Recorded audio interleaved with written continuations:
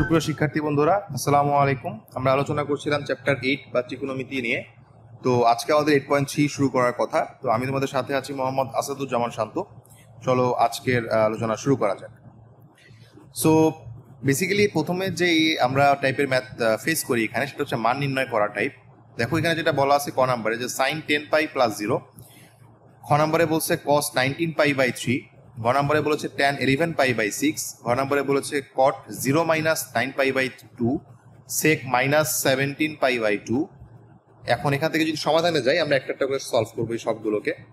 So প্রথমে যেটা আছে যে সাইন 10 পাই প্লাস 0, এটাকে আমরা সলভ করার ট্রাই করবো।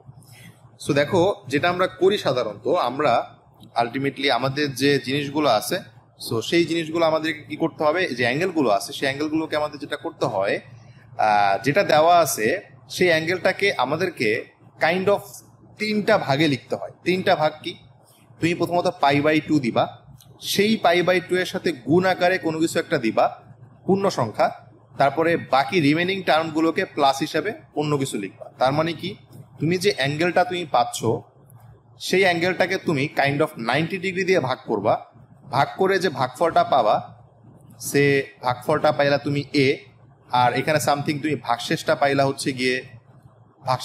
হচ্ছে গিয়ে বি। তাহলে তুমি যেটা করবা, তুমি এই অ্যাঙ্গেলটাকে লিখবা পাই বাই 2 ইন্টু ভাগফল প্লাস ভাগশেষ, এই ফর্মেটে লিখবা। সো এই ফর্মেটে ভেঙে লিখতে হবে। এখন যদি হচ্ছে আমরা 10 পাইকে সিমিলার ভাবে যদি লেখা ট্রাই করি, 10 পাইকে যদি হচ্ছে আমরা পাই বাই 2 বা পাই বাই 2 দিয়ে যদি ভাগ করি, তাহলে আচ্ছা এখানে আসলে থিটা হবে, এটা আসলে থিটা নট 0। সো আমরা হচ্ছে গিয়ে যদি হচ্ছে মনে করলাম যে আমাদের এখানে মনে করলাম থিটার ভ্যালু আমাদের জানা নাই, সে থিটাটা 0 মনে করলাম আমরা। 10 পাই নিয়ে যদি শুধু কাজ করি, তাহলে 10 পাইকে 90 ডিগ্রি যদি ভাগ করি, তাহলে আমরা পেয়ে যাবো 20, আর এখানে পেয়ে যাবো 10 পাই, এখানে ভাগশেষ হয়ে যাবে 0। সো আমরা যেটা করব, আমরা এটাকে লিখতে পারি, অর্থাৎ 20 পাইকে আমরা লিখতে পারবো, 10 পাইকে আমরা লিখতে পারবো পাই বাই 2 ইন্টু 20 এই ফর্মেটে। সো দেখো আমরা সেই 10 পাইকে লিখলাম 20 পাই ইন্টু পাই বাই 2 এই ফর্মেটে লিখলাম। সো পরবর্তীতে আমাদের হচ্ছে যে এক্সট্রা করে থিটা থাকুক বা 0 থাকুক, যেটা থাকুক না কেন, সেটা আমাদের এখানে বসে গেল। আগেরটাতে যে আমাদের কোনো ভাগশেষ ছিল না, সেই জন্য আমরা এখানে থিটা ইউজ করলাম, আর যেহেতু আগের থেকে থিটা ছিল তাই থিটাটা ইউজ করলাম। আর যদি কোনো কারণে থিটা না থাকতো, তাহলে সেক্ষেত্রে আমরা 0 বসাই দিলাম এখানে। এই কাজটা করার পরে আমাদেরকে কি করতে হবে, আমাদেরকে কোঅর্ডিনেট করতে হবে। দেখো এখানে পাই বাই 2 কয়বার, 20 বার। সো আমরা জানি যে একবার পুরোটা রোটেট করলে 4 বার পাই বাই 2 অতিক্রম করি। সিমিলারলি আরেকবার রোটেট করলে 4 বার, আরেকবার রোটেট করলে 4 বার, আরেকবার রোটেট করলে 4 বার, আরেকবার রোটেট করলে 4 বার। তাহলে দেখো টোটাল যদি আমি 5 বার টোটালটা রোটেট করি, তাহলে আমরা টোটাল 20 বার 90 ডিগ্রি ঘুরলাম। আমি আবারও বলতেছি, যদি হচ্ছে আমরা টোটাল 20 বার হচ্ছে গিয়ে রোটেট করি, তাহলে সেক্ষেত্রে আমাদেরকে হচ্ছে প্রতি এক ঘূর্ণনে 4 বার করে পাই বাই 2 অতিক্রম করতেছি। সো যাই হোক, আমরা 20 পাই বাই 2 গেলে আমরা এই লাইনে আসবো। এখন এই লাইনে আসার পর দেখতে পাচ্ছি প্লাস থিটা। সো প্লাস থিটাটা কিন্তু উপরের দিকে চলে যাবে। সো প্লাস থিটা হচ্ছে উপরের দিকে, অর্থাৎ অলের ঘরে চলে যাচ্ছে। তো অলের ঘরে কিন্তু তোমার সাইন পজিটিভ। সো আমরা যেটা পরবর্তী লাইনে করব, আমরা পরবর্তী লাইনে হচ্ছে গিয়ে, আচ্ছা আমরা পরবর্তী লাইনে যেটা করি সাধারণত, আমরা পরবর্তী লাইনে আমরা সাইন লিখি যেহেতু। আচ্ছা আর এখানে আরো একটা ব্যাপার, যেহেতু এখানে পাই বাই 2 এর তোমার হচ্ছে জোর গুণিতক, তাই সাইন চেঞ্জ হবে না। যদি এখানে কোনো কারণে বিজোড় গুণিতক থাকতো, সে এখানে যদি 19 থাকতো, তাহলে সাইন চেঞ্জ হয়ে কস হয়ে যেত। এগুলো কিন্তু আমি আমার ডিটেলস ভিডিওতে, অর্থাৎ 4 নাম্বার ভিডিওতে আমি আলোচনা করছি।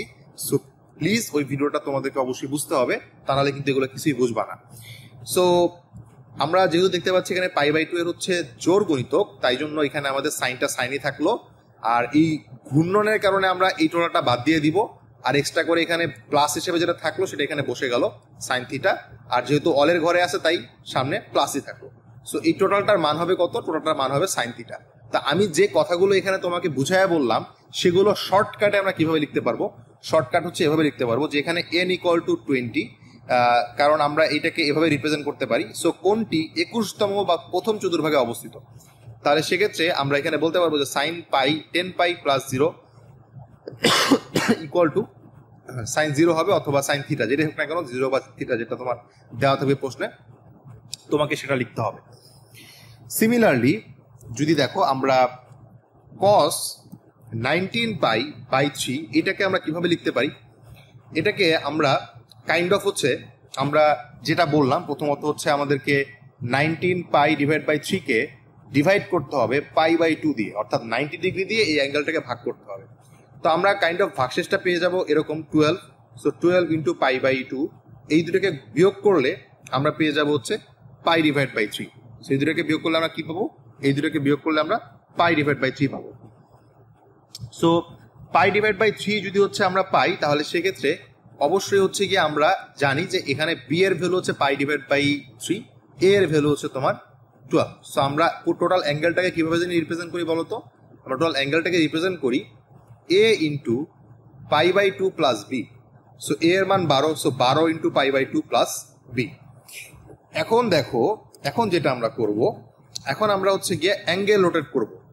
সো কতবার 90 ডিগ্রি ঘুরতে হবে? 12 বার 90 ডিগ্রি ঘুরতে হবে। সো একবার ঘুরলে, একবার পুরোটা ঘুরলে হচ্ছে আমরা 4 বার অতিক্রম করি 90 ডিগ্রি। 2 বার যদি ঘুরি তাহলে 8 বার অতিক্রম করি। যদি আমরা 3 বার ঘুরি তাহলে 12 বার অতিক্রম করে ফেললাম। 3 বার ঘোরার পরে কি আমাদেরকে কি এই 3 বার ঘোরার পরে এখানে স্টাক হয়ে যেতে হবে? আমাদের কিন্তু এখানে স্টাক হলে চলবে না, আমাদেরকে আরো প্লাস থিটা আছে। সো প্লাস থিটা একটু সামনের দিকে গেলাম 30 ডিগ্রির মতো করে, তাহলে আমরা চলে আসলাম অলের ঘরে। তাহলে দেখো অলের ঘরে কিন্তু কস পজিটিভ। সো যেটা হবে আমরা দেখতে পাচ্ছি প্রথমত কসের 90 ডিগ্রি এর জোর গণিতক, তাই কসটা কিন্তু চেঞ্জ হবে না, কসটা কিন্তু কসই থাকবে। আর এই অংশটাকে রোটেশনের কারণে বাদ দিতে হবে, থাকবে এক্সট্রা করে π/3। আর যেহেতু অলের ঘরে আছে তাই আগে কিন্তু প্লাসই থাকলো, মাইনাস হলো না। সো কস π/3 বা কস 60 ডিগ্রির মান তোমাদের সকলে জানা আছে 1/2। সো এটার মান হবে কত? 1/2। সো দেখো এই কথাগুলো আমি আর এখানে ডিটেলসে বলছে, এই হচ্ছে 1/2। সো এভাবে করে আমরা এই ধরনের অ্যাঙ্গেলগুলোর ভ্যালু সামহাও বের করতে পারি। ওকে, আমরা যদি পরবর্তী ম্যাটটাতে দেখি, দেখো এখানে যেটা করলো, এখানে একটু আলাদা ফরম্যাটে করার ট্রাই করলো। আলাদা ফরম্যাটে করার কি, যেমন এখানে যেটা করলো তোমার হচ্ছে গিয়ে এই 11π/6 কে 4 × π/2 মাইনাস π/6 ফরম্যাটে লিখলো। অর্থাৎ তোমার হচ্ছে গিয়ে যদি হচ্ছে আমরা একটু চিন্তা করি, আমরা হচ্ছে গিয়ে এখানে পাচ্ছি হচ্ছে 11π/6, যেটাকে হচ্ছে আমরা π/2 দিয়ে ডিভাইড করলাম। সো ডিভাইড করলে আমাদের মনে করলাম 4 বার নিলাম, তাহলে আমাদের আসলো 4 × π/2। তো দেখা গেল এটাকে বিয়োগ করলে, সাধারণত বিয়োগ করলে আমাদের ছোট টার্ম ভাগের জন্য আমরা আনি, বাট বীজগণিতে যে কোনো কিছুই করা পসিবল। ছোট সংখ্যা থেকে বড় সংখ্যাকে বিয়োগ করা যায়, আবার একই সাথে বড় সংখ্যা থেকে ছোট সংখ্যাতে বিয়োগ করা যায়। সো আমাদের ছোট সংখ্যা থেকে বড় সংখ্যাকে বিয়োগ করলে কিন্তু একটা মাইনাস π/6 চলে আসবে। সো দেখো এখানে এ হচ্ছে তোমার 4 আর এখানে বি হচ্ছে তোমার π/6। তো দেখো a × π/2 আর প্লাস বি হয়ে গেল, তো বি এর মান কিন্তু মাইনাস। সো এটা চলে আসলো এখানে। সো দেখো এবারে আমরা যদি চিন্তা করি, আমরা টোটাল কয়বার ঘুরবো? 90 ডিগ্রি 4 বার ঘুরবো। সো 1 2 3 4 বার ঘুরলাম। এবার আছে কি দেখো তো, এবার কি প্লাস থিটা নাকি মাইনাস থিটা? এবার কিন্তু মাইনাস π/6। সো প্লাস π/6 হলে তুমি কিন্তু সামনের দিকে যাইতে পারতা, বাট যেহেতু মাইনাস π/6 তাই জন্য তোমাকে পিছনের দিকে ফেরত আসতে হবে। সো আমরা কার ঘরে ঢুকে গেলাম? আলটিমেটলি আমরা ফোর্থ কোয়াড্রেন্টে ঢুকে গেলাম। সো ফোর্থ কোয়াড্রেন্টটা কার জন্য প্রযোজ্য? ফোর্থ কোয়াড্রেন্টটা কার? ফোর্থ কোয়াড্রেন্টটা হচ্ছে কসের জন্য প্রযোজ্য বা কসের। সো কসের ঘরে যদি তোমার ট্যান ঢুকে তাহলে অবশ্যই কি হয়ে যাবে? ট্যানের আগে একটা মাইনাস চলে আসবে। সো মাইনাস দিলাম। এরপরে দেখো এখানে π/2 এর কিন্তু জোর গুণিতক, বিজোড় গুণিতক কিন্তু না। সো জোর গুণিতক হওয়ার কারণে ট্যানটা কিন্তু ট্যানই থাকবে। যদি এখানে বিজোড় গুণিতক হইতো তাহলে ট্যানটা চেঞ্জ হয়ে কট হয়ে যেত। আর এক্সট্রা করে তোমার এখানে আমার যে মাইনাসটা থাকে সেই মাইনাসটা আমরা এখানে বসিয়ে দিলাম, ট্যান মাইনাস π/6। সো এই হচ্ছে অবস্থা।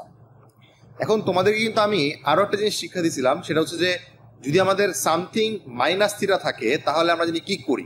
সো আমি বলেছিলাম কস আর সেক, কস আর সেকের ক্ষেত্রে শুধুমাত্র প্রযোজ্য এই জিনিসটা, যে কস আর সেকের ভিতরে নেগেটিভ অ্যাঙ্গেল থাকলে আমরা এটাকে রিমুভ করে লিখতে পারবো কস থিটা, আবার সেক থিটা লিখতে পারবো। সরি, উল্টা হয়ে গেল, সেক থিটা লিখতে পারবো আর তোমার কস থিটা লিখতে পারবো।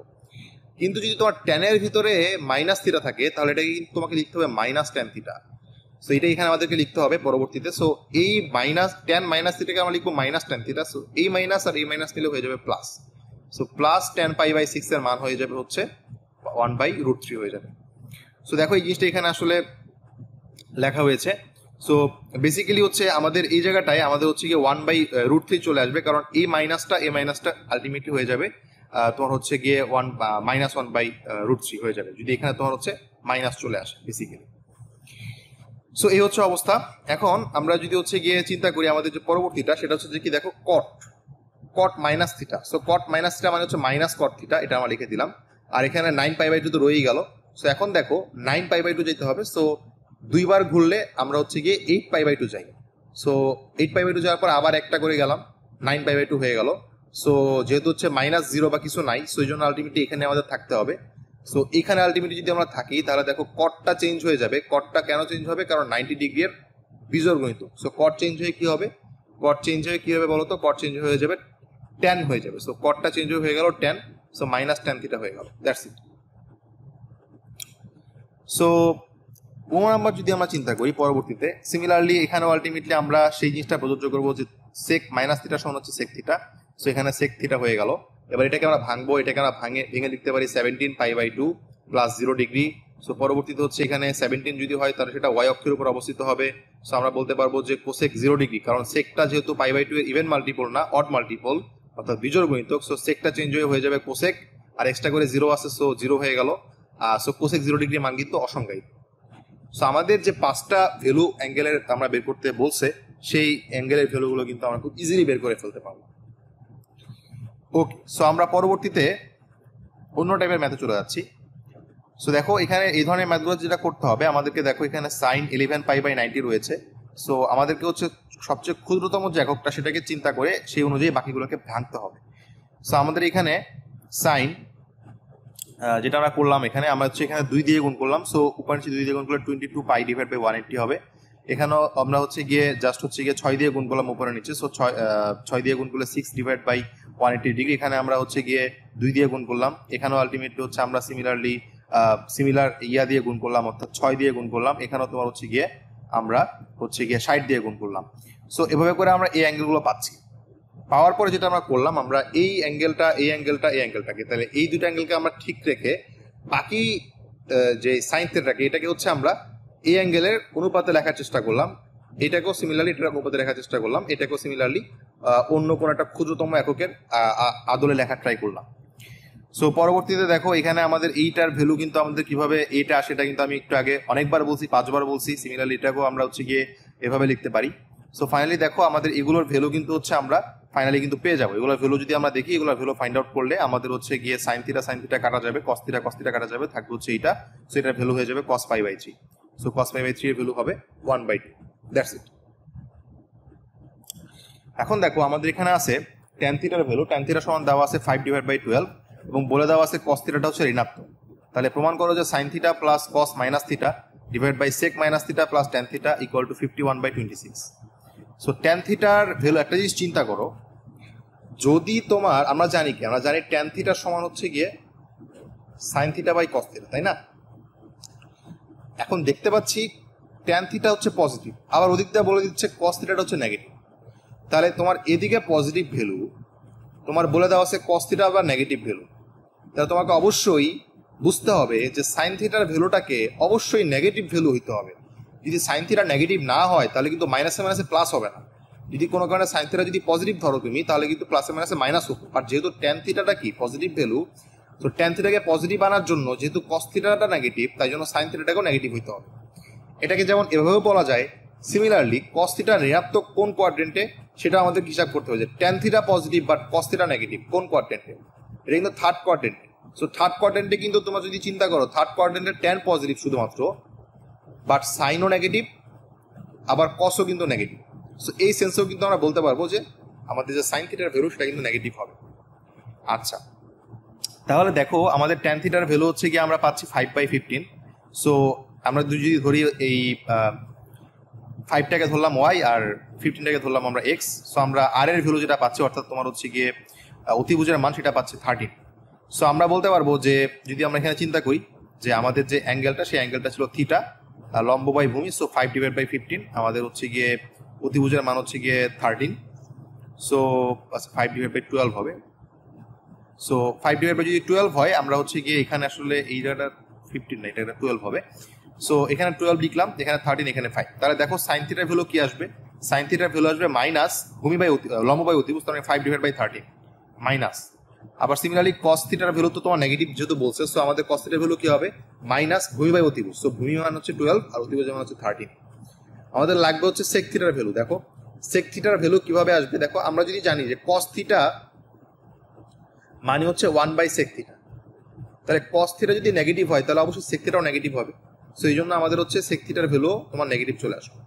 এবার যদি আমরা এখানে আমাদের যে রাশিটা আছে দেখো সাইন থিটা, আমরা সাইন থিটা লিখলাম। আমরা জানি কস মাইনাস থিটা মানে হচ্ছে কস থিটা, আবার সেক মাইনাস থিটা মানে হচ্ছে সেক থিটা, এটা এখানে দেওয়া আছে। এবার আমরা জাস্ট চারটার মান বসাই দিব, মান বসানোর পর যোগ বিয়োগ করবো, গুণ করবো, ভাগ করবো, আমরা ডিরেক্ট পেয়ে যাবো 51/26। সো আশা করি আমরা এই টাইপের ম্যাথ আসলে আমরা সমাধান করতে পারবো। সো আজকে আর আমি আগাচ্ছি না, এই কটাই আজকের জন্য থাকবে। আমরা পরবর্তী দিন পুরো বাকি রিমেনিং টাইপগুলো শেষ করে ফেলবো। ধন্যবাদ সবাইকে।